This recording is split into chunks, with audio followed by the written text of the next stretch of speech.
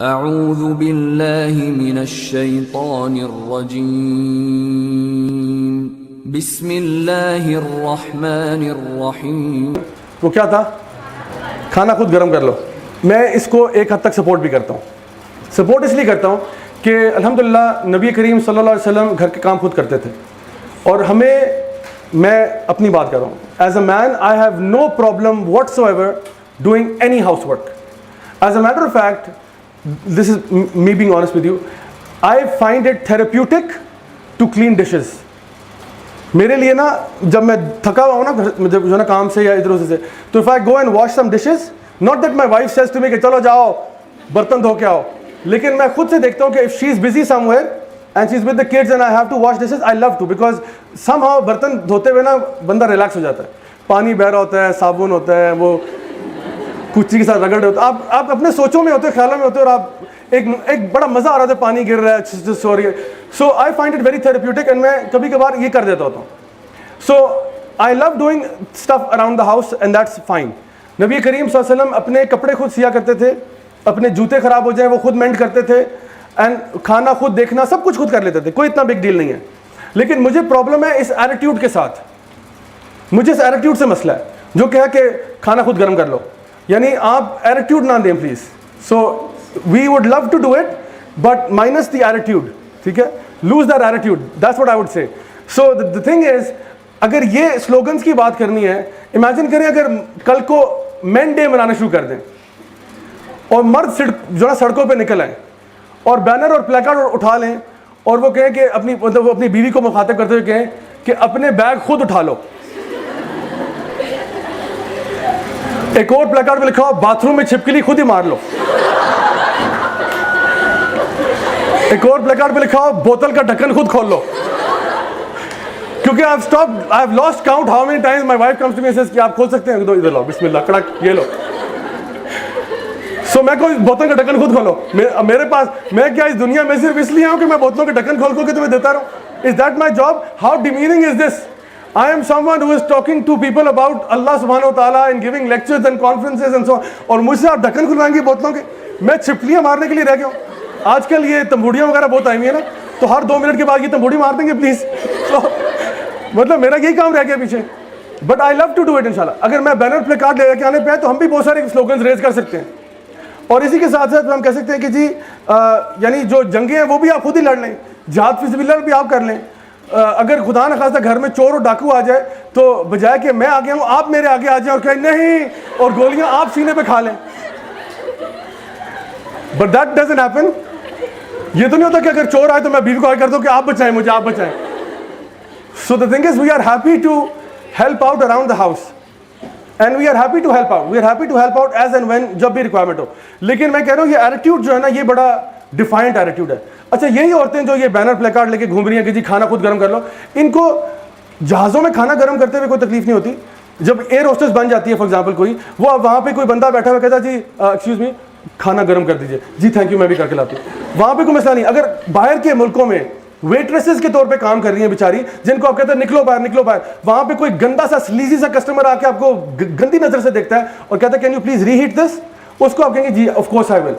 لیکن تمہارا ایٹیٹیوڈ نکلے گا تو تمہارے ہسبینڈ کے اوپر. That's what I have a problem with, کہ باقی آپ ڈیوو کے بس میں ہو یا آپ ہوائی جہاز میں ہو یا آپ ریسٹورینٹ میں ہو, تب سب کے لیے کھانا گرم ہو سکتا ہے. لیکن وہ غریب تمہارا شوہر ہی رہ گیا پیچھے جس کے لیے کھانا گرم نہیں ہوگا. سو آئی وڈ سے کہ یس مرد اپنا کھانا گرم کر لے, نو پرابلم.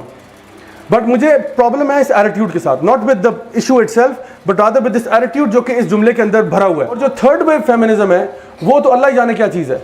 وہ بیسکلی یہ چاہتے ہیں کہ ویمن کو جو رائٹس مل رہی ہیں وہ مین سے بھی اوپر ہو جائیں, اور ایک انجسٹس کریٹ ہو جائے معاشرے میں کہ بیسکلی ویمن کو جہاں پہ ان کی لیوریج ہوتی ہے وہ لے لیں, جہاں پہ ان کا فائدہ ہے وہ لے لیں, اور جہاں پہ کہیں پہ تھوڑا بہت کمی آ رہی ہے وہاں پہ مردوں کے ساتھ کمپیٹ کریں. مثال کے طور پہ آپ کو پتہ ہے نا, پاکستان میں اگر لائن لگی ہو بینک کے باہر بل پے کرنے گئے ہوئے ہیں کچھ کرنے گئے, اگر خواتین آتی ہیں تو کوئی شریف بندہ جو ہے وہ سائڈ پہ ہوتا ہے, کہتا ہے جو نا بہن آپ چلی جائیں پہلے. میں نے خود دیکھا ہے کبھی کبھار وہ چلان دینے جنگ گئے ہو بل پے کرنا, جو ہم نے خواتین کو آنے دیتے ہیں, اول تو ان کے لیے اپنی لائن بنی ہوتی ہے. اچھا, خواتین یہ جو تھرڈ ویو فیمنزم ہے وہ کہتے ہیں یہ پرکس ہمیں چاہیے, یہ پرکس چاہیے, لیکن اس کے علاوہ ہم لوگ برابر ہونے چاہیے. We want all the perks that women get by default in society. For example, Titanic डूब रही है, आवाज लगाता captain save the women and children. So the modern feminist says we want that. Yes, save the women and children. मर्द मर जाए कोई मसला नहीं, लेकिन बाकी हम शाना बशाना होना चाहते हैं. So वो इंग्लिश में कहते हैं you can't eat your cake and have it too. अगर आप बराबरी चाहते हैं तो फिर बराबरी के बहुत सारे तरीके हैं, और वो फिर हम कहेंगे अगर आप वाकई शाना बशाना होना चाहते हैं तो let's start having boxing matches with main and women. वो क्या तकल्लुफ कि जी मेंस बॉक्सिंग वुमेन्स बॉक्सिंग, क्या ऐसा तकल्लुफ करना कि जी mains 100 metres women 100 metres, mains tennis women's tennis, सारों को आपस में लड़ा दो. MMA फाइटिंग हो रही है, WWE रेसलिंग हो रही है, मर्दों औरतों को लड़ा दो आपस में. क्यों नहीं लड़ाते हो? क्योंकि you understand that we are different. No matter how much you try to say कि we are बिल्कुल exactly the same, we are not. You are fooling yourself if you say that. Allah subhanahu wa ta'ala Quran में भी कहते हैं وَلَيْسَ ذَكَرَ كَالْأُنْثَى, जो है ना, the male is not like the female. We are different biologically, physically, emotionally. So men के लिए कुछ different roles हैं society में, women के लिए different roles हैं. हर बंदा अपनी कैपेसिटी के मुताबिक काम करेगा, और अल्लाह किसी को कैपेसिटी से ऊपर बर्डन नहीं डालते उसके ऊपर. लेकिन अब आप ये कहेंगे नहीं हमने औरत होते हुए सारे वो काम करने हैं मर्दों वाले. मैं ये कहता हूँ आपसे कि अल्लाह सुब्हान ताला ने मर्दों को बनाया है कुछ खास काम करने के लिए, और औरतों को बनाया है वो काम करने के लिए जो मर्द नहीं कर सकते. औरतें जो थर्ड वेव फेमिनिज्म में कह रही हैं हमने सारे वो काम करने हैं जो मर्द करते हैं, जो कि फिजिकली इम्पॉसिबल है. आपने जाके जिहाद फी सबीलिल्लाह लड़ना है, जाके आप जाके कोल माइंस में काम करना चाहते हैं, आप चाहते हैं कि आप भी जाके वो ट्रेन ट्रैक्स के ऊपर वो जो ना रेल रोड ट्रैक लगाएं, आप लोग दरख्त काटना चाहते हैं, आप लोग चाहते हैं कि प्रिजन गार्ड्स आप बने. ये जो सारे इंतहा के ख्वारी वाले काम हैं, coal mines, you know one of the worst jobs ever in the history of मतलब jobs is working in the coal mines.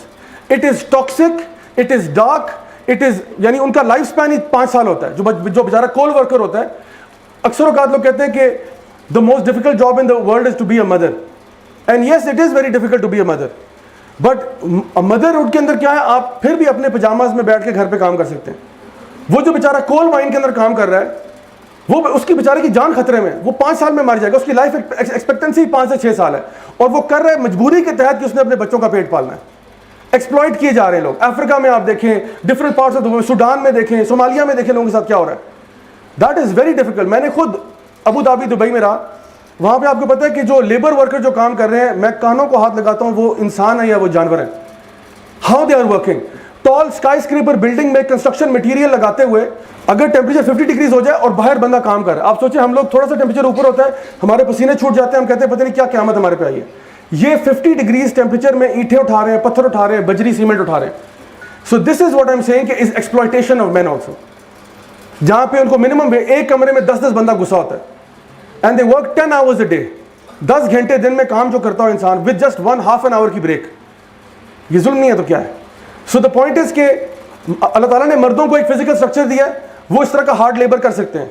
औरतों को एक और तरह की सलाहियतें दी हैं जो मर्दों के अंदर नहीं है.